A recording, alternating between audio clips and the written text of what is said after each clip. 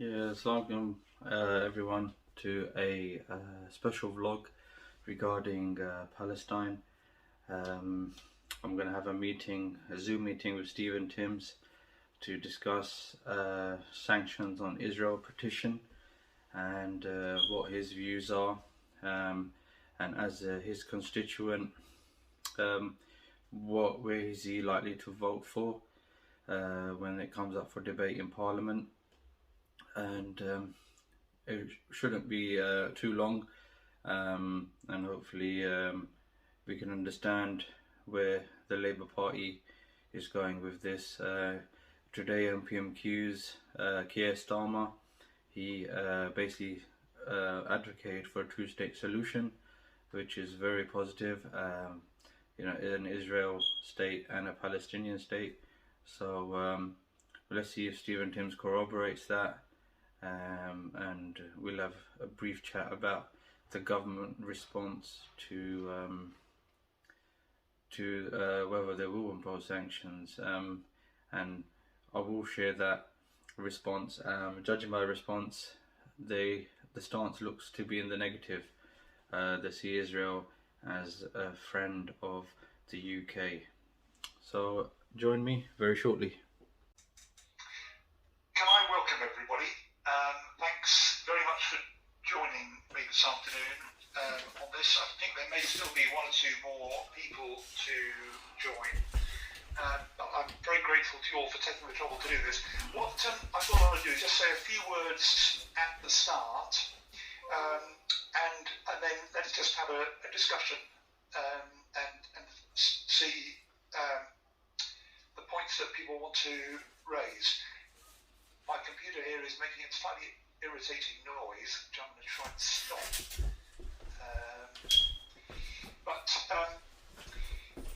There's been huge concern about what's been happening in Israel and Palestine. I think around about 3,000 constituents have been in touch with me, an enormous number. So I'm grateful to everybody for joining this afternoon.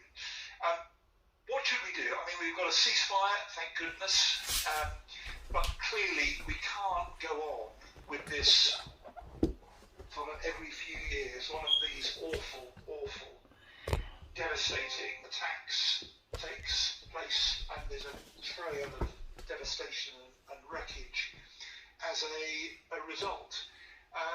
Maybe we're going to get a change in the government of Israel. That would certainly be an interesting development.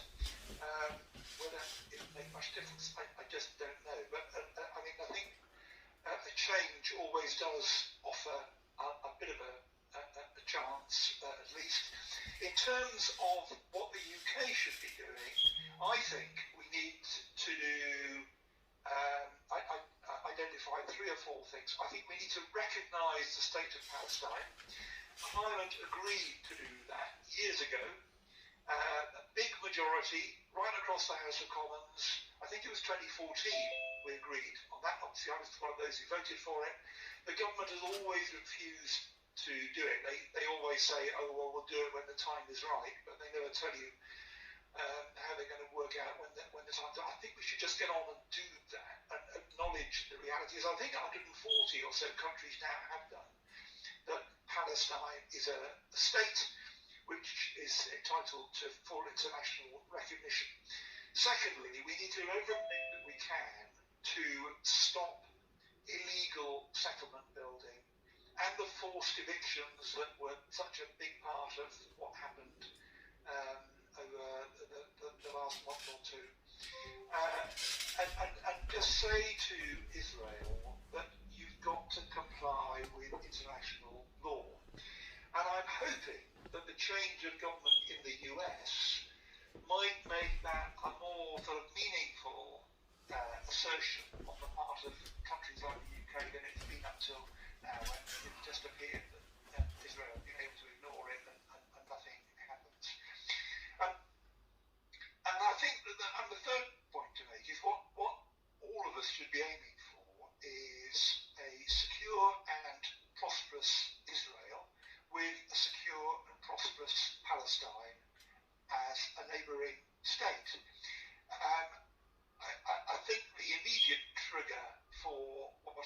the last month or so was all the rockets aimed into Israel, and that doesn't achieve anything either. We do need a peaceful outcome of this, a lasting peace, and I think in particular we need to recognise Palestine and really ramp up the pressure on Israel to stop breaking repeatedly international law.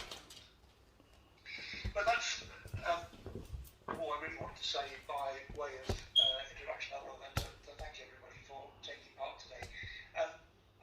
What we're planning to do, if anyone has got a question, please do indicate by putting up your hand on the Zoom raise hand function, or I think put the question in the chat as well. Just indicate that you'd like to ask, and let's see how many we can get through in the time that we've got. And I can see there is a first question.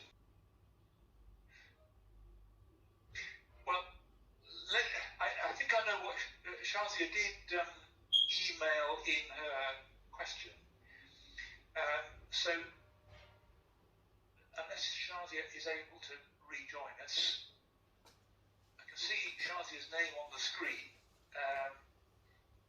but she seems to be muted. If you can hear us, Shazia, have a go at unmuting and carry on. No? Okay, well, in your email, you asked the question as follows: on the government website, under the amber list of countries rules for entering England, Palestine is described as the occupied Palestinian territories. If the government understands that it's being occupied by Israel, what are we doing in order for it to be Palestine and not occupied Palestinian territories? The fact we're not even calling the country by its name is already a negative starting point in a bid to establish its rights. And I must say, I think that's a very good question and a good point. I mean, the reality clearly is that there is an occupation underway that all of us want to bring to an end.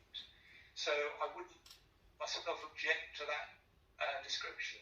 But you're right, it's for the kind of positive relationship with Palestine that the UK wants to have. So that's why I think number one is to recognise Palestine, to recognise the state of Palestine, along with the 140 countries already have, and start having a proper diplomatic relationship.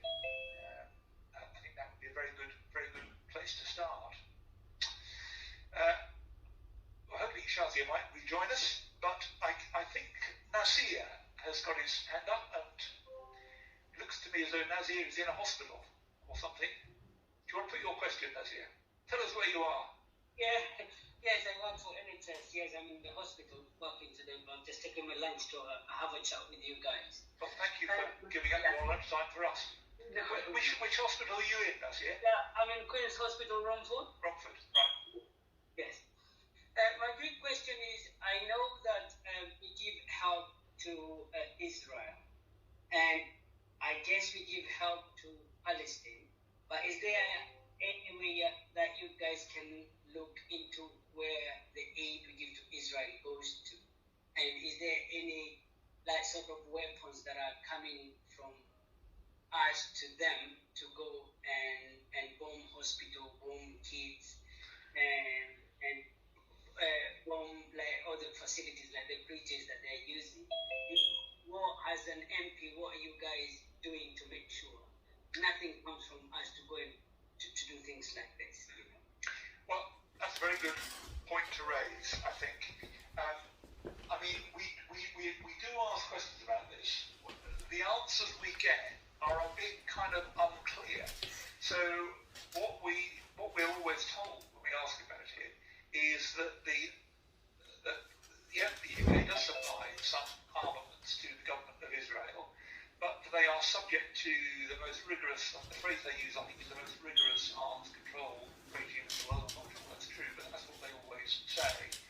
And so we can be confident that what's being supplied is not part of the problem. Now, I'm not convinced that is true. I think there may well be some things that were supplied which were used in the kind of devastation that was inflicted on Gaza recently, and in my view that is wrong. Israel's got a right to exist. Israel's got a right to defend itself, and so I'm not somebody who says that we shouldn't ever provide any armaments to Israel, but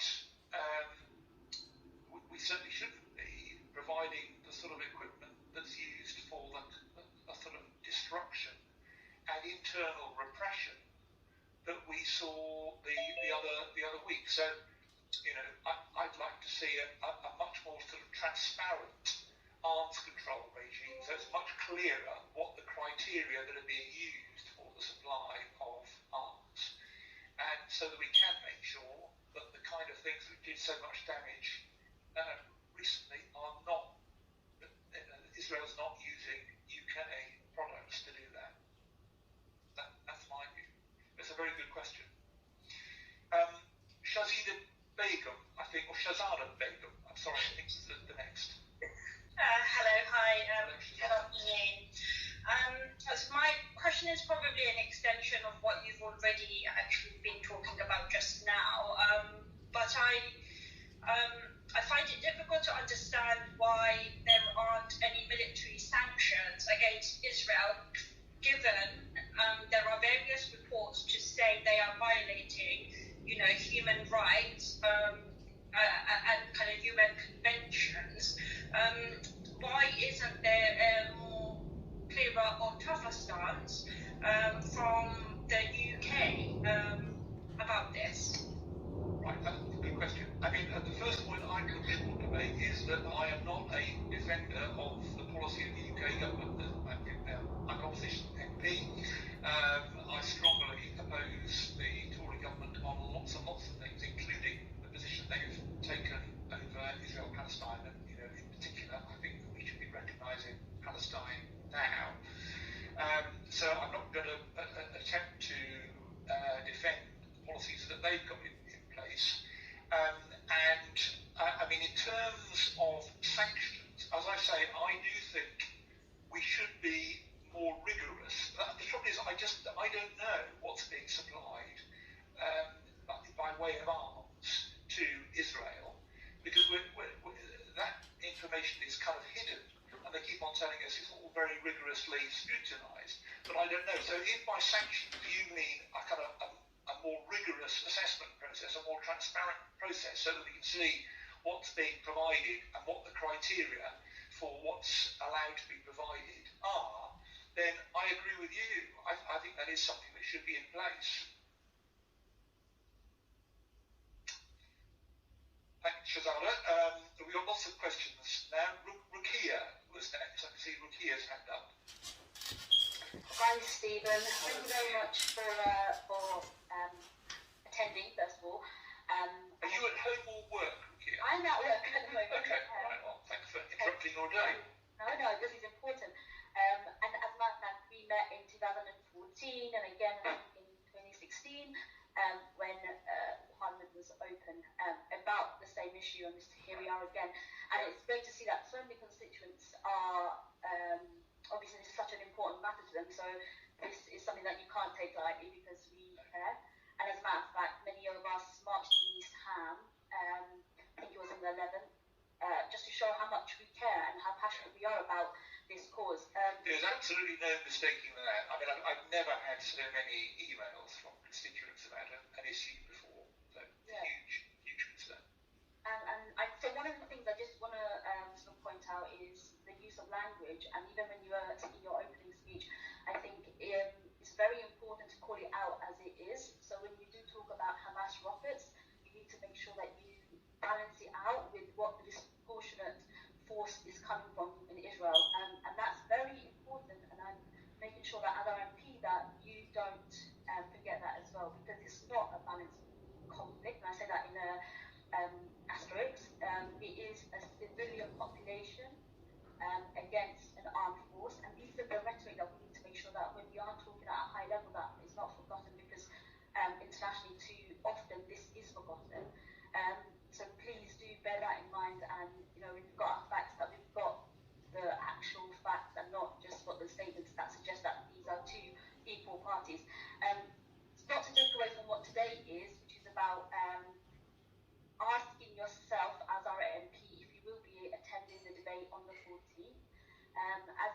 mentioned that, you know, in terms of sanctions, you're saying potentially how are you supposed to sanction? That's something that you don't know in terms of where the arms are coming from, where they're being built, and which ones are going to Israel.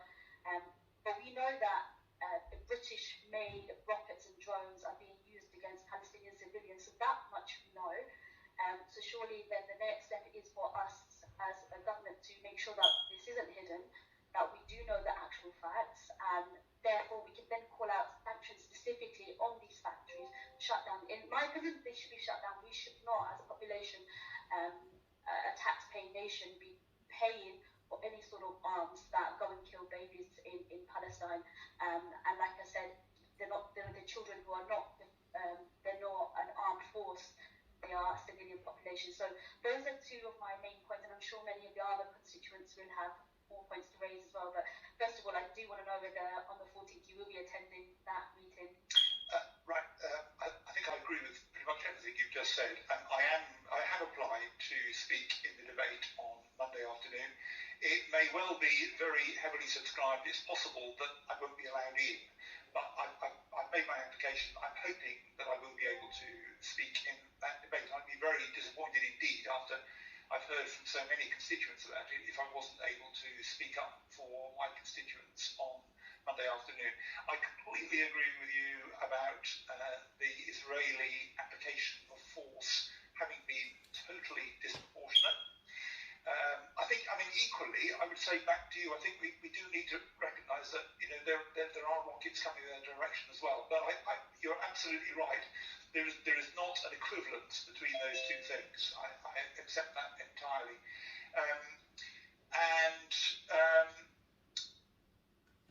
then there's another point you raised, Rukia. What was that? I was just mentioning how you sort of responded to, I think it was Shazada, about how the fact that in terms of sanctioning, you can't exactly sanction something that we don't know. Therefore, So where's the pressure of actually finding out what is happening so we are clear and then we can impose development? I think that would be a good point for me to raise if I get the chance on Monday, that we need much greater transparency here about what the rules are and the constraints that are being applied. And I'd be very interested, because I have to see this, if you can point me to reports of UK drones and other things being used, then that's exactly the kind of thing that I could draw attention to on Monday. And they might, you know, that shouldn't be happening in my view. That sort of equipment should not be being provided.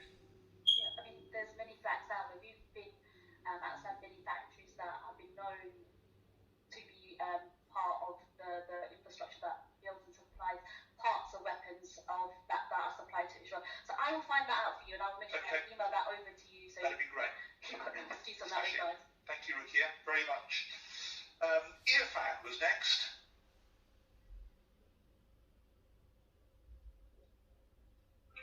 Is Irfan still with us? Yes, Irfan. Yeah.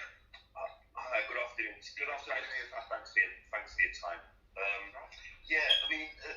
The point that I wanted to address is when you said earlier that, you know, you've been trying for a two-state solution for a number of years now, and really and truly it's not actually being made a priority with the Israeli government, and they've said in a lot of platforms where that's not something they're gonna follow through. And this is why with just debating about it, that we want a two-state solution and no actions behind that, which is why I believe, they just carry on, showing the aggression, against the Palestinian people. And this is why we asked whether you will be supporting, sanctions against Israel to put them under some sort of pressure, because there is no pressure coming apart from words. And that's the concern here with the UK government. Yeah. And, I think that's completely fair. I mean, as I said earlier, I'm not in the position of wanting to defend the policies of the current UK government. I'm in opposition to them. I want to see them got rid of. And I want to see a different policy applied here. And the fact that we've had the change in the US, I think, does hold out the prospect of the international community, a Labour government in the UK, plus the Biden administration in the States, taking a different approach here, which I would hope would be a more effective approach than the completely ineffective one.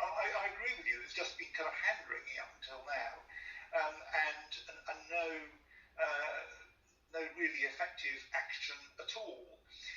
We've talked about what we should be doing about arms, and hopefully I've made my position clear about that. I mean, another point that I would make is I don't believe that the UK should be importing products from illegal settlements. And, you know, I'm not sure whether that counts as a sanction. Perhaps it does. So I think there are some changes along those lines that we can do and should be doing to increase pressure on Israel, frankly, to comply with international law. And I agree with you, the pressure up till now has not been effective enough. And the great danger is that if things just carry on, then the two-state solution will no longer be feasible, because you'll just end up with a state which is pepper potted by these illegal settlements. And how can you have a state in those circumstances? So we do need much firmer resolve across the international community, I think. Okay, so sorry, Stephen, just a quick one then. So if you are not allowed into the meeting due to the numbers, will you be making your position clear? I did submit that in an email. Yes. Whether you'd be saying you support the sanctions, right? If you're saying, that the weapons are being provided, which obviously the other lady who was there would provide the evidence, and also what your position is to your constituents, in order so we know, the support being given through you to the government. Yes, there is on my website. There is already a page. It's www.stephentimms.org.uk/the-middle-east, just to set out the position I've been taking, and I'll continue to keep that up to date as things develop. Yeah. Okay. Thanks, Irfan. Now, Saba Sikanda, you put a question in the chat, I think, but if you can unmute and tell us what it is, please do. Hi. Yeah. Hello. Yeah, you've answered some of that already. First of all, thank you for your time today. Thank you. You've answered the question about whether or not you'll be taking part in the debate, so I won't go on that again. I guess my question, first of all, just to address something that you said several times now, is that you're an opposition MP. You oppose the current policies of the Tories, which is fair enough. But in my opinion, Labour were no different. I don't see what Labour did differently to the Tories with respect to Israel, with respect to sanctions, with respect to the sale of arms to Israel. And this aside, I received an email today from the various petitions that we were signing, and the UK government continues to maintain its support for Israel.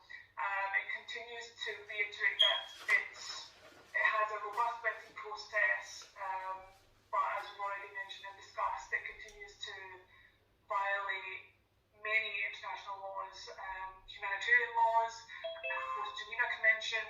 I just don't understand what is the purpose of these petitions. What is the purpose of you speaking out? What is actually going to change from a practical perspective? I think put the same statement out, and it's just not. It's not sufficient. Yeah, but I share your frustration. In a sense, being in opposition is like that. We all say what we think, but the government is the one that's got the power to act, and that isn't going to change until we get a different government. But it does build up pressure. I don't think it's completely futile. And indeed, as I said earlier, when we had the vote in 2014 or thereabouts about whether to recognise the state of Palestine, there was support right across the House of Commons for that. Lots of Conservative support, as well as Labour and Lib Dem and other support. It's just the government that's been unwilling to do it. So I think there is a value in maintaining pressure, building up pressure.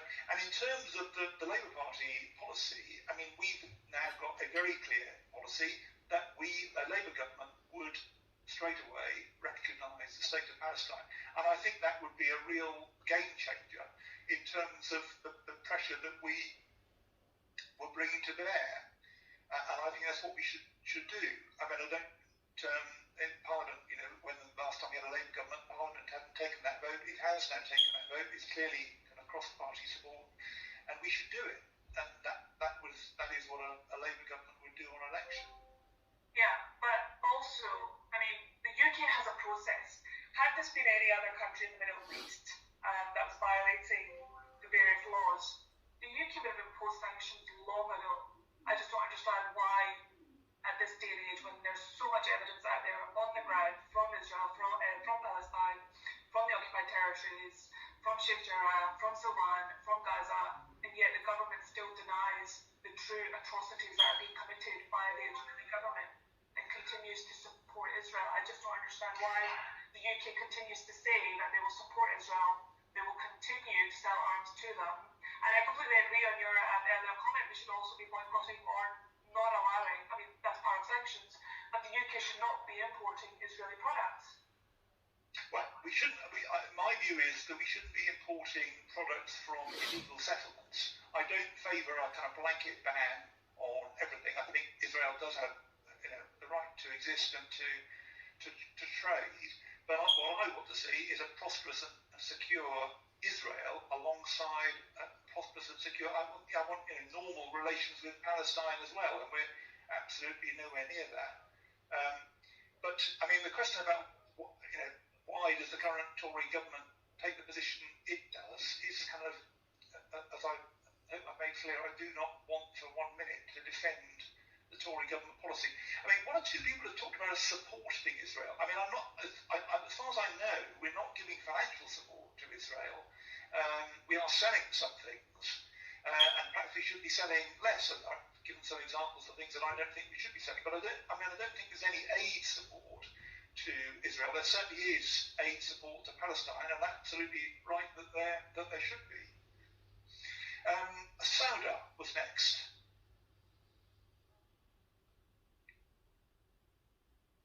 Hi, Stephen. I just want to say thank you, first of all, for holding this meeting and for agreeing to meet with us.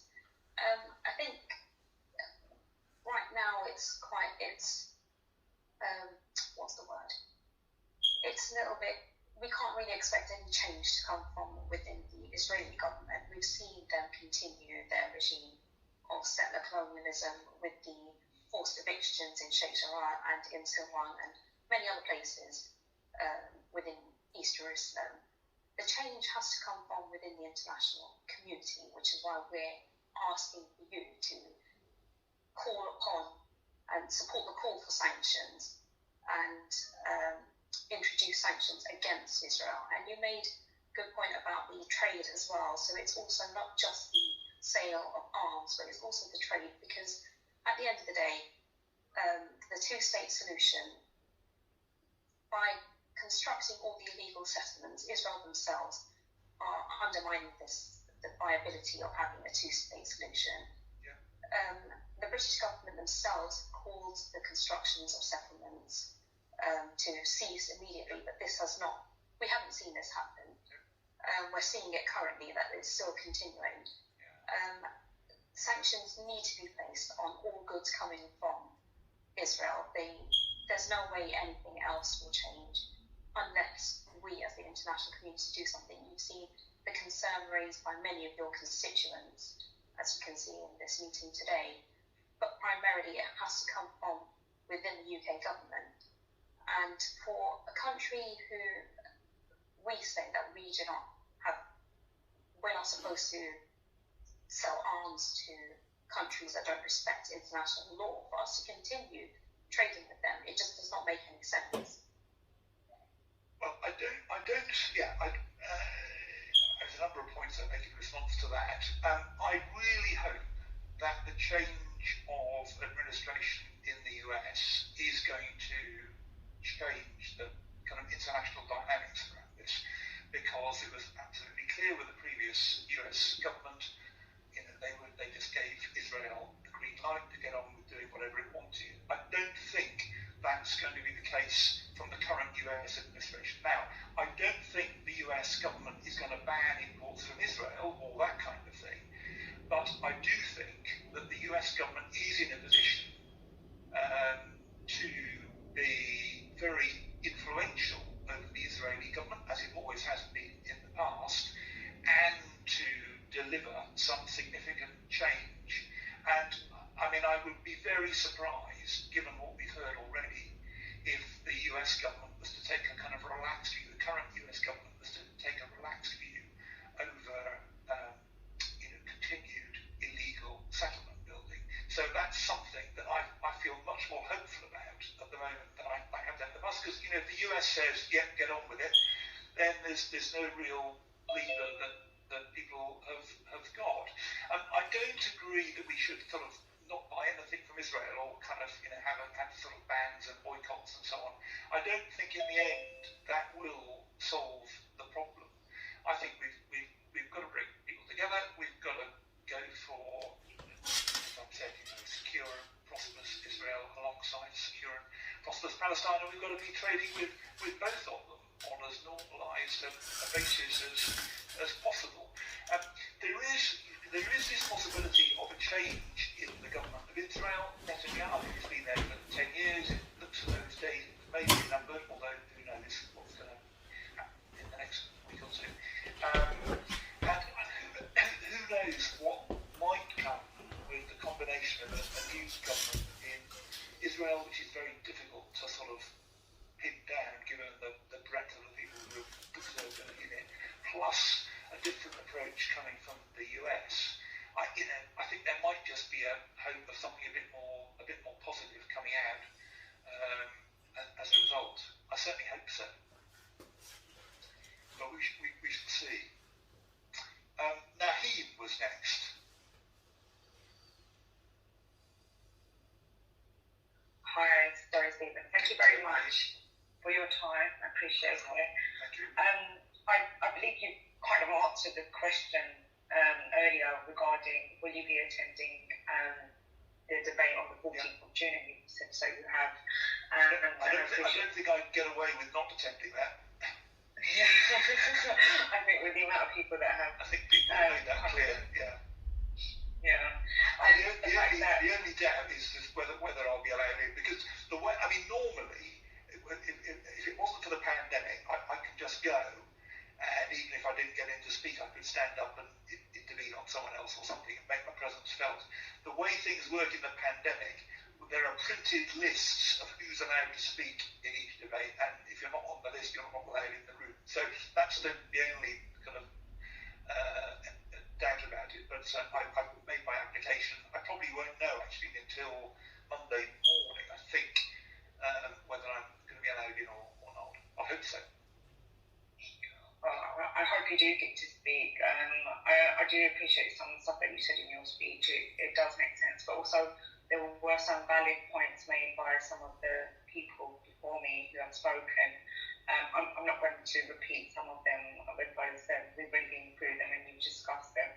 So, and just to ask you whether or not you'd be in support of any sanctions against Israel if it does come to debate.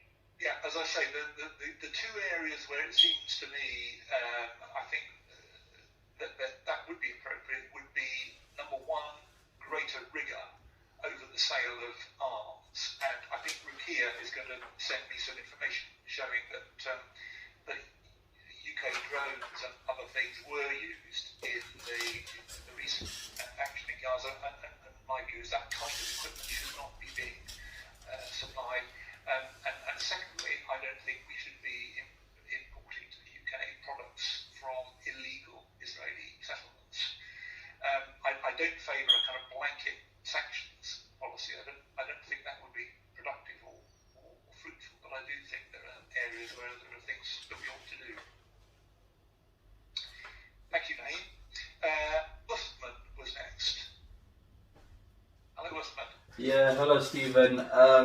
Basically, I've received an email today regarding introducing sanctions against Israel and the government's response. There was something I wanted to highlight in the email. I'm just going to quote this to you.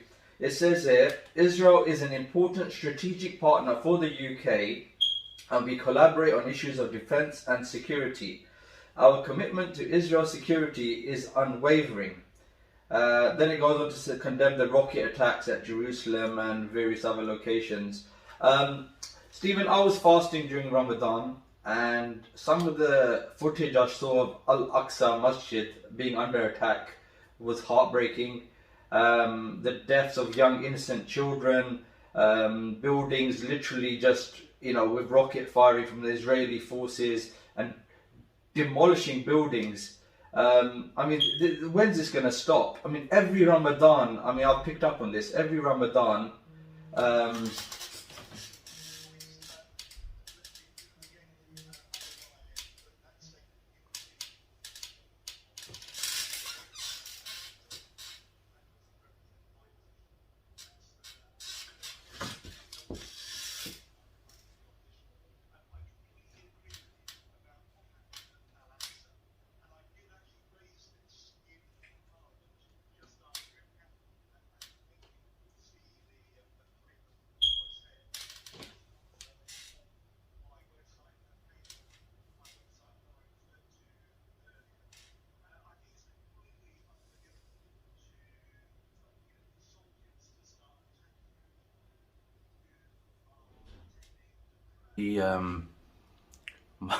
my wife called at the wrong possible time. I was obviously presenting my question, and the sound went as well. So you've seen the gist of the meeting. I hope you have taken on board Stephen Timms. Hopefully he gets onto that debate and is on that list on Monday, and he can, I reckon Labour Party will vote for sanctions. Keir Starmer, obviously, he is, we know he's Jewish, but he has said that he backs a two-state solution. And back in 2014, they did have a vote on this, and they did want to recognise a Palestinian state. So I'll have to end the meeting here because I've got an issue with sound, so you won't be able to hear it. Thanks for watching, and look out for future updates regarding this issue. British Kashmiri TV holds the Palestine issue and Kashmir issue very dear to its heart, and inshallah Palestine will be free. Thank you for watching.